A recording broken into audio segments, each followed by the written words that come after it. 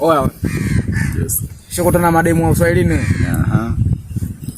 Au so mchezo wa mademu wa Uswahilini hao. Kwanza na majina yao. Majuma cha utundu. Yaani ukutana nao mtundu. Kali sana hiyo. Alafu kuna Aisha Mtamu. Au feze au mademu hao. Kwanza ukutana naye kwanza Kijola pekee kwanza kimewekwa hivi. Kijola hivi.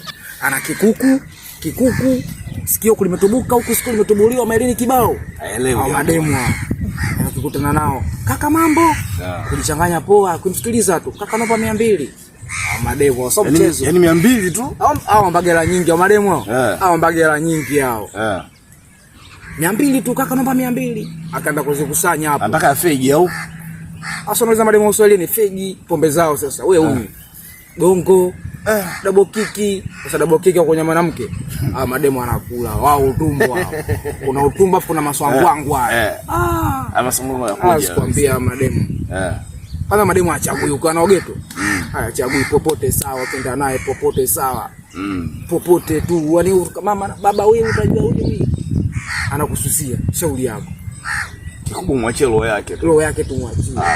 Au kinacha utundu hao. Akina Majuma Mtamu.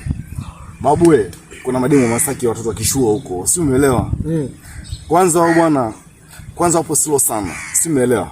Hata ukinoa kwenye mahusiano unatakiwa uwe nao makini sana. Sawa? Ukimpigia simu, "Oh baby naomba tuonane," nakwambia, "Baby, kwa leo sina ratiba. Wacha tuone Jumapili." Nakwambia ninavunja ratiba yangu ili niende Mlimani City hivi, pana kitu nataka nikafanye. Nitaka niende library nikasome. Lakini so kwa sababu yako nitakuja kuona. Afu watoto wale wakishua hawataki hela, si umeelewa? Sio kama demu wa kishuani wa wapi huko? Uswahilini wale hawataki kuungwa hela.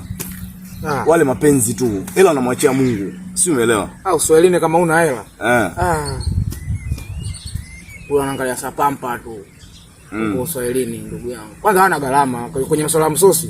Kijua chake kishaka hapa. Haelewi. Kishusha hapa javaa sidilia. Ipo hivi. Kijua kakibana hivi.